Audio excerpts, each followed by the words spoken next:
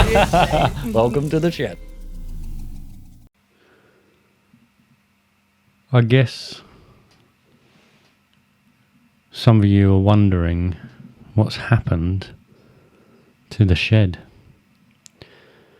Well, this podcast is going to be all about a man and his shed.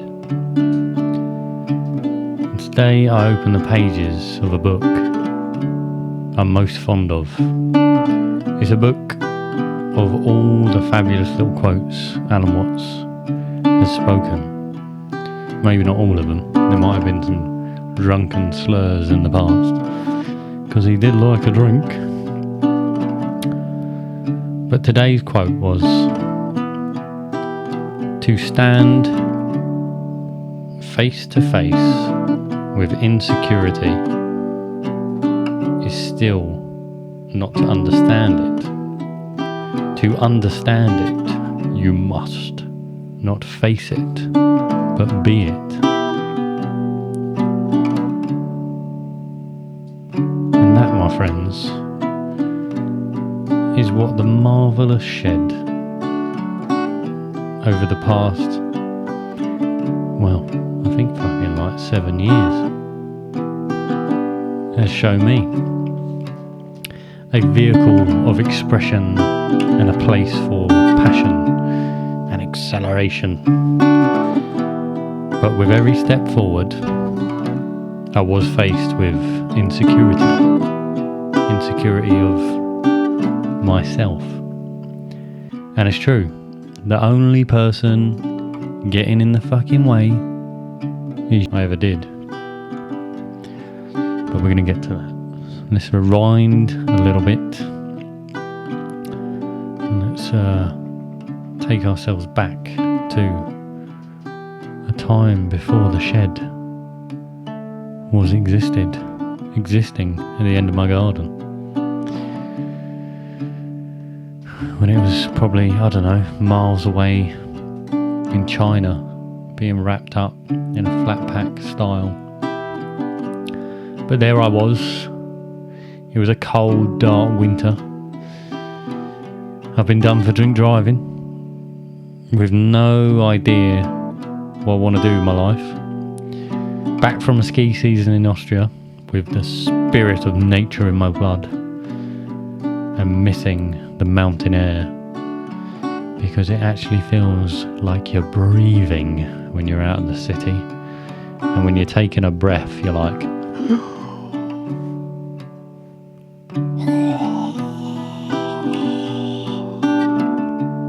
feels fantastic. I was back on my knees, but I was back, wanting to drink but didn't.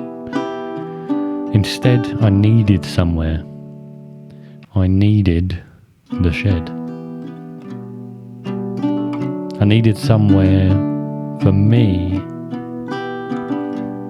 to grow and become, I guess, the future me. You've got to visualise a little bit ahead while staying in the present. And it was something for me to focus on and in turn improve on. Consistently, probably not consistently, let's have it right. If you've been listening from the beginning, I swore to myself I'll never say I'm going to do that constantly. Harry, if you're listening, you know this. But you know, I have an art of creatively not being consistently creative. But I'm always doing something and I'm always creating something, but I get too bored in one thing. But I fucking love a solo pod. Anyway, let's get back to it. So, with the magic of a shitty drill, my best mate Jason helping from time to time, occasionally doing the sarky, dry jokes that always get me. And thanks to eBay for selling a flat pack shed that came wrapped up like a dodgy sandwich that you get in those,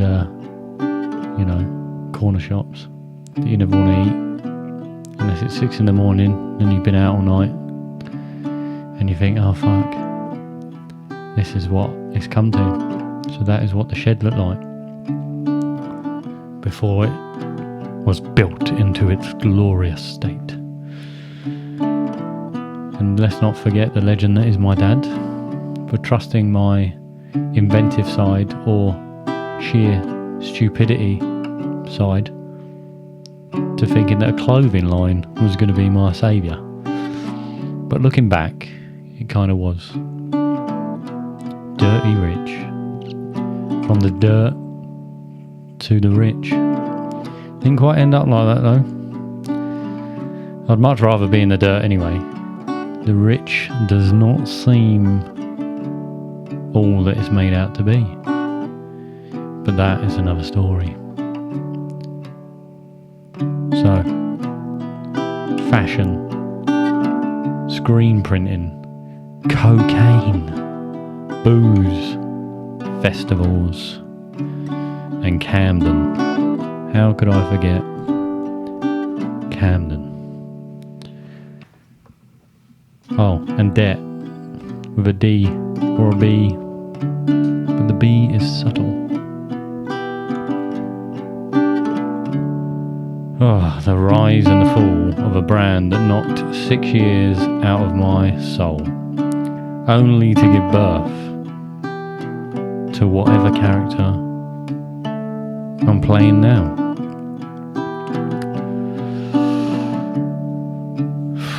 God, it was, let's just say, a fucking hamster wheel. Is the only way I can describe it.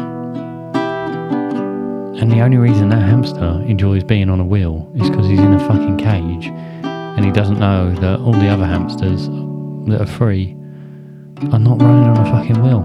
They're just running because they're not in a fucking cage. So, I think that's the best way to describe my relationship with Dirty Rich. I was in a cage. And the only way I could stay in that cage was to keep spinning, keep printing, keep drinking. No time to think, no time to feel. And don't get me wrong, I loved it while I was in it. Because I didn't know I was in a fucking cage. And I thought that wheel was the best fucking wheel to run on. But the drugs and the drink for 4 fucking years, or maybe 5, and 4 summers was needed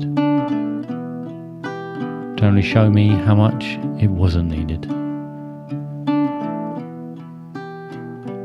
And I remembered the times in the shed. You know, I was on my own, YouTubing, Cats Productions, how to screen print from home with this guy who had really dodgy hair. He was going for like a Leonardo DiCaprio parting, and it looked nothing like that. It was terrible. I don't want to really hate him for his appearance, but you know, when you just watch a video so many times, you start to critique this YouTuber. And he wore sweatbands on his wrists, and I don't think he even played tennis. And I done a lot of screen printing, and I didn't need sweatbands on my wrists, so I never really got round to working why that was. But I was on my own a lot, and I was learning how to do all this stuff in the shed, and that was the beginning of it, the basis of what this thing was for me. It was a place to learn from the very beginning.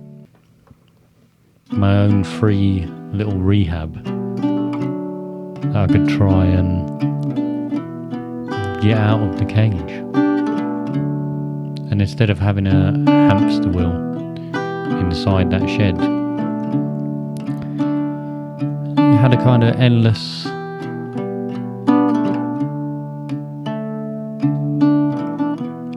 discovery about it in there. I could read what books I wanted. I could search online for anything I wanted to learn. You can do this anywhere, but it was that Zen space that just made me feel yeah, I can do it in there. I can do anything out of this fucking shed. I mean, it worked for Harley Davidson, Google, Jeff Bezos. Don't really like any of these people. Harley Davidson, not too bad. But there's quite a few that come out of a garage. Because that's what you do at the beginning when you start something new. No one accepts it. Everyone has to see it to believe it. God, anyway. So after those 4, 5, 6 fabulous years of Dirty Rich, and the debt that came with it, and the trouble that came with it, but there was also amazing experiences with it. I went across the country going to festivals and have some amazing friends from all that time, ones that really helped me out and stuck with me. Victor, the warrior, people that seem to not sleep and always have my back. So, you know you are, big yourselves up. I'll big you up too. But then, you know, something happened. I was fed up. I love the shed, I always loved the shed. But the world changed. And the C word hit. Boom. And the world became even more of a hamster wheel. Unfortunately, we was all on a hamster wheel in front of a magic black box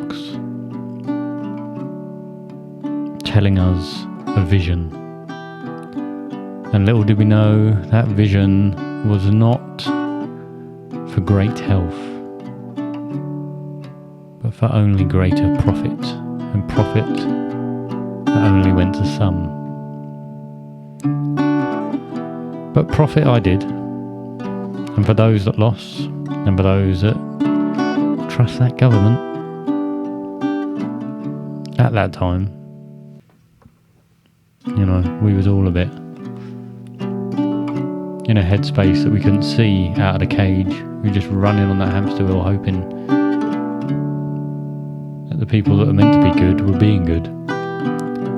Unfortunately, I think the good is represented differently. I think it's the bad is represented as the good, and the good is represented as the bad, so we don't know which way to look. But that happened, and again I found myself in the shed, and I turned that telly off. You gotta watch that black magic. Mirror, mirror on the wall.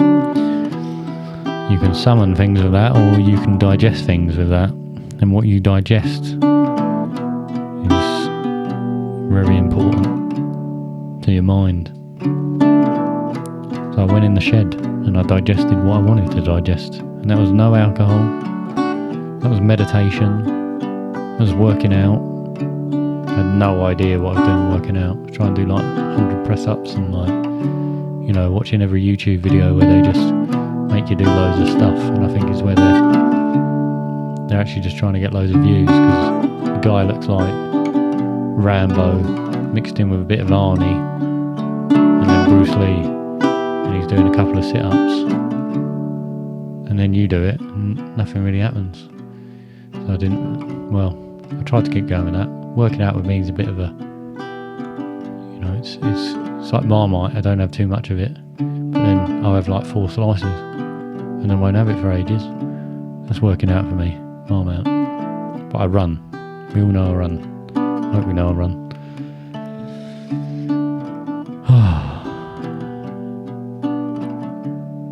But I never run from the shed.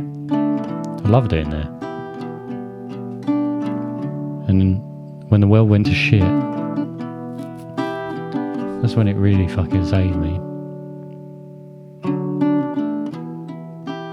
I used to, you know, start these episodes and I recorded walking to the shed in the snow, the crunching on the floor and the seagulls always making that noise. Right in pivotal moments of an interview as well. I think they just knew. Come on lads, come on Steven Seagal.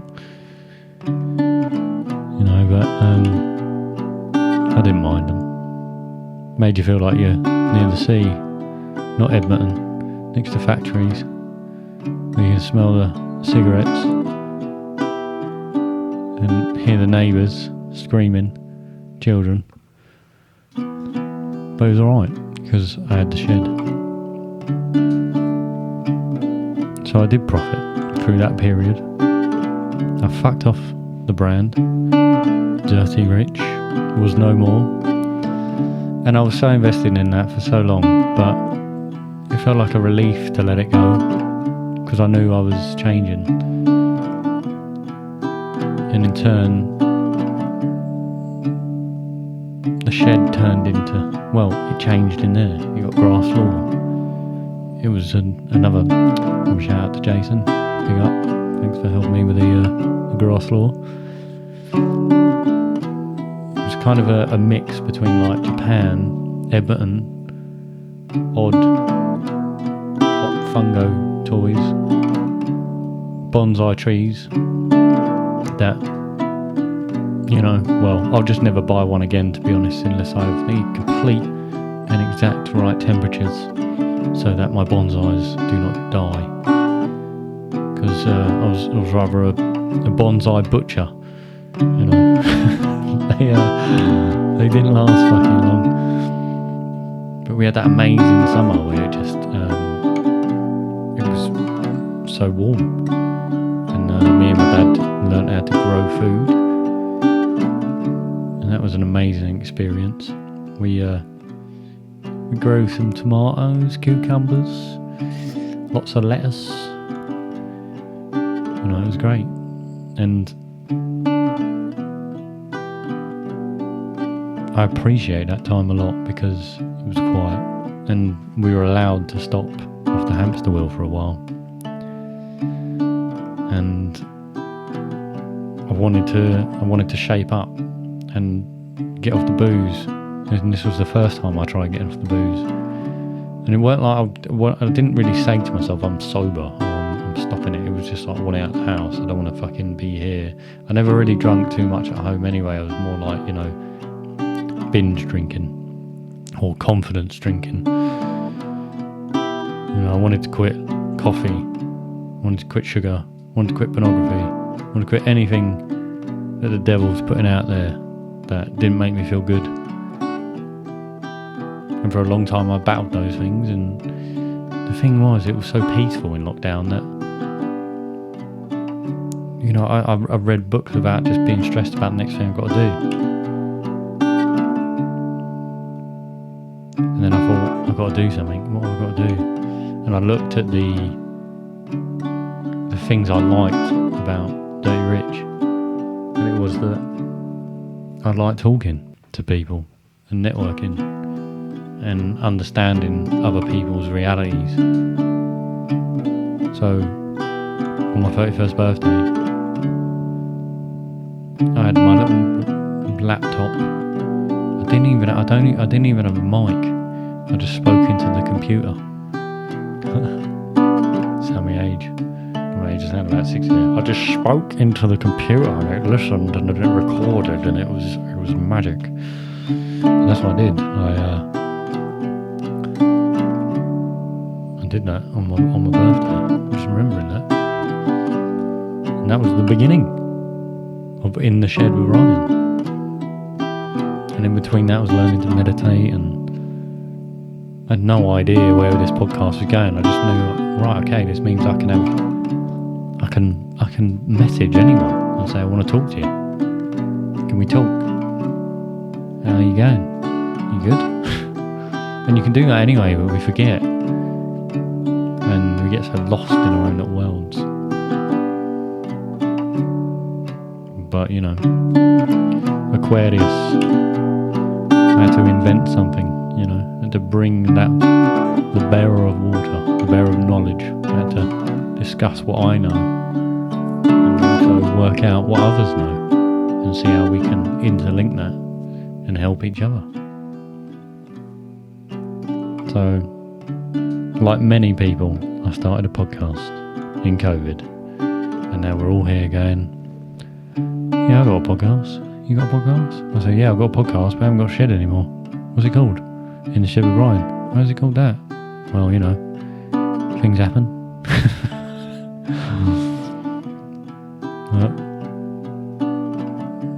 And I never thought speaking was really a skill or a passion at that point. And God, you know, I love the Shed. I miss it. I miss the first episode feeling. I treasure it. The unknown is a gift. That moment in time of wonder we find ourselves in. It's a small space in time where you have no idea of the outcome. And this is where you must not face it. You must be it. Bliss. Loneliness will be your fate, young Aquarius. For what you know will separate you from those who have eyes but cannot see, who have ears but cannot hear. The loneliness was why I started the pod. I think I was subconsciously trying to get back to my childhood. All those questions that was never answered or never heard. I guess I'd like to see how far the rabbit hole goes without judgment or an agenda for views or arrogance. Just substance. And in the early days, and by early days I mean a year ago or so, maybe a bit longer, I feel only, looking back now, I was trying to find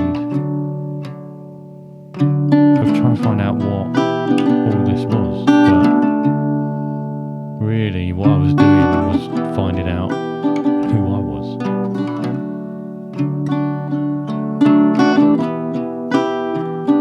In the early days, and by early days I mean, you know, a year or so ago,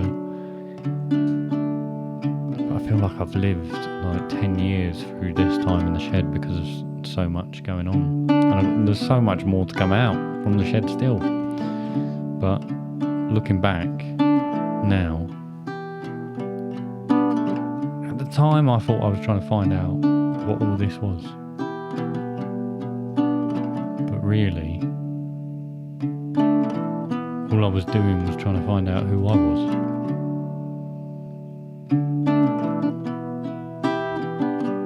And I think the Shed was kind of my portal, my channel, to open this portal of knowledge of others, to become a water bearer. You know, our paths, if you're listening, our paths are not so different, you and I. The listener becomes the speaker, and the speaker becomes the listener. As long as there's balance, we learn, we grow, we live, we sleep, we eat, and we die. It's what we do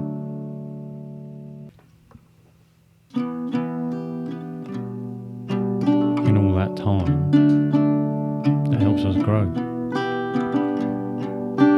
And by that I think our soul grows. I think you come in here, you learn, so out there somewhere, you're chiselled in a different way. And you understood the energies in here and you worked it out and you're like, yeah, I went through that experience, now I want to go through another.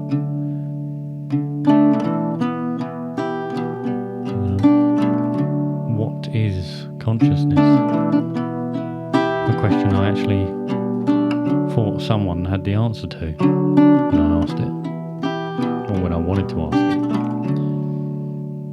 But I did love to ask that, to be honest.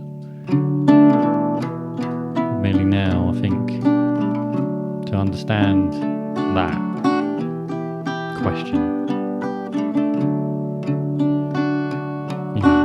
what is consciousness, would mean I could only ask one person, and that would be the creator of consciousness, or consciousness itself, or we're all consciousness. So I'm really just asking myself, and it's like, well, it's you, bro. What's up? But I love the shed for that. It allowed me to have space where I could ask that. It gave me a portal in time that went through to someone else that took their time to give me their opinion on what they think it is. And we can only imagine, what it is. We can feel it, we can understand it, and we can be it. And we can experience it all at once, here, wherever here is.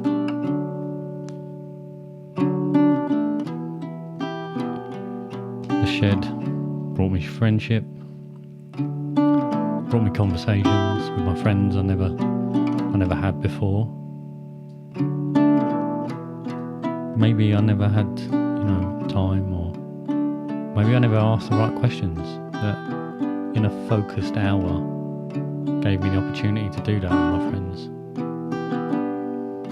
And then to all the guests that came on, all these people I've met on Zooms around the world, and many more I'm going to meet, we're going to meet. You're coming with me, right? We're in this together, and we will grow together, and we will find the answers. Even if they're not really the right answers. They're someone else's answer. They might help you though. I learned a few things. Don't talk about war when you're on shrooms, on a podcast, in a shed. That's not a good move. It gets quite intense. It gets a bit more intense than just talking about war anyway. And then also wearing headphones, you kind of think,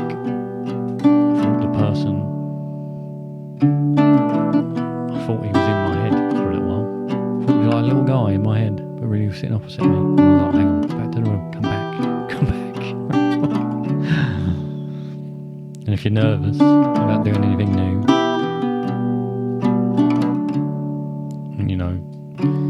or if you're nervous about the next interview you're going to do, if you ever start a podcast and you're wondering whether the earth is round or flat, go for a run.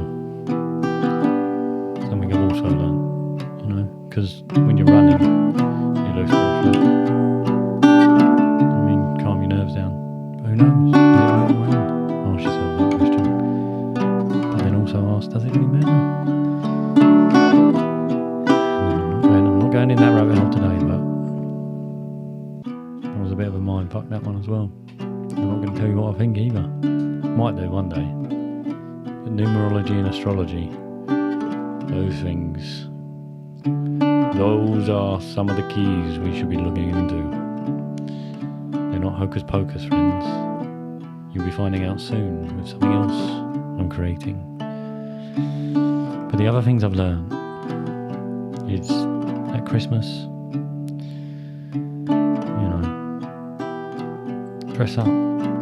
dress up like I did. Dress up like the Grinch. Drive a 1950s car round to a train station. Pick up 4 of your best mates that want to come on a podcast with you. And then reverse it into a parking spot. Pull the handbrake up. Go into Sainsbury's. Come back out. Try and start it. And realise it won't fucking move. So tell everyone to get out of the car because you think they're too heavy for it. Nope, that's not it. The car will not move. So then you call an Uber. The Uber driver comes, and all this time you're dressed up as the Grinch. And you get in the back of the Uber. The Uber driver doesn't even notice you're dressed up as the Grinch. And if there's any Leos out there, astrology-wise, you'll know what a Leo rising means. And it means you want some fucking attention for what you're fucking wearing. And that Uber driver didn't acknowledge me once. And I felt this wasn't the right decision. And I realised I was sitting in an Uber, sulking as the Grinch near Christmas. So I couldn't have been more in character, to be honest. And he went on and on about politics. And then I think at the end, I jumped out the car and kind of scared him when I went up to the window. And that gave me the good feeling I needed. That was another thing. That was a great episode. I love that. Xmas this year will not be the same without the Unusual Suspects. Big up all the Unusual Suspects. It's been fun. It's been hard. It's been better sober. And that's one thing the shed truly did. It didn't allow me to fuck up anymore when it got more serious. And not like a boss. It more like a person you didn't want to let down. You know, because I'd look out my window in the garden. But I feel like it was a trust we had. You know what they say, the devil makes works for idle hands. And don't let the devil know what you're up to.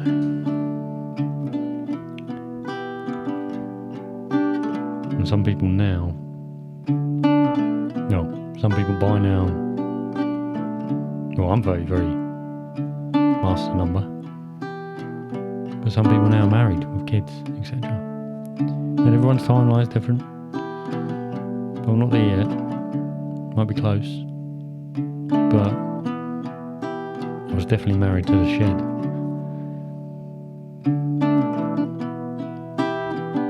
And I said this pod was going to be all about a man and his shed. Love does really come in all shapes and sizes. And I love that journey. And I hope you have too. Because it's only just beginning. And we will be going back in time over the coming months, with episodes still not released from the shed. You know, I've had a bit of a turbulent time. I've moved out just recently. And I'm going to be starting development on the new studio. So you'll be seeing that soon. It's got wheels, people. It's got wheels. So it's going to be going everywhere and anywhere, anytime, any place. We might even live stream, who knows? But this year has been a journey for me. 33. Out of Saturn Returns. At 31. A transformative time starts at 27. That's why some of us don't make it out. And unfortunately join the club. This year, Jesus fucking Christ. They say go sober and you find your tribe. And trust me, when you realise the power of experiences that actually result to growth, you will not look back. If you're doing anything that you're on the weekend and whatever, I don't know, if you're doing anything that's taking you out of your reality, you're not remembering, and it's not you, you're not growing. Simple as that. You don't always have to grow, you can go and chill out. You know? Don't do anything that harms you. Yeah, well, just whatever you pay it, you know what I mean? Nah. You are better than that. You know that, I know that. I've been through it, so I can say it. I'm about 10 months sober now, since my pact with my mum. And it don't bother me. It doesn't bother me. I've been out, I've been festivals, been everywhere.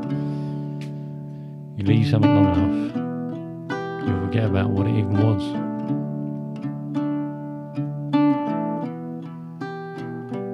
And I'm fortunate enough to upload these moments and experiences to a place we can't even see. The Ethernet, that's what they used to call it. It was once called that. They say, the ether. Some call it Akashic Records, I think. Or the replica of it. We've copied these technologies that are already there. But it's a place to view everything and digest whatever vibration you choose. Well, we point out those good vibrations. You know what I'm saying? Nothing bad. Occasional rant, possibly. So stay with me as we travel through time.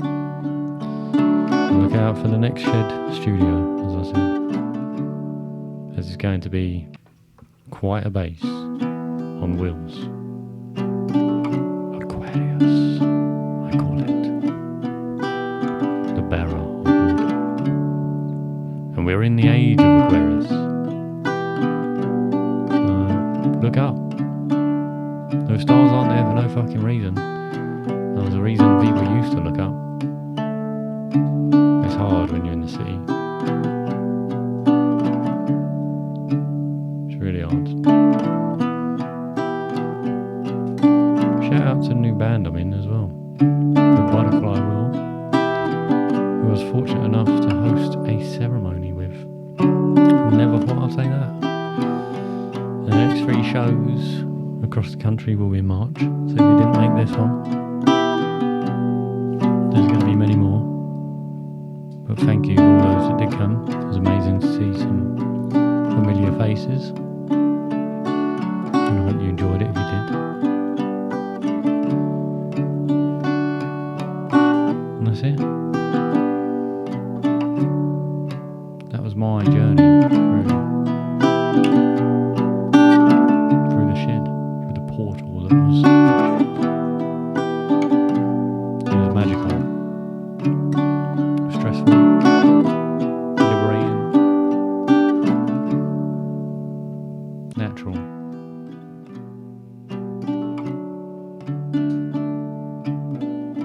And I'll end with my favourite quote. Run to the rescue with love, and peace will follow.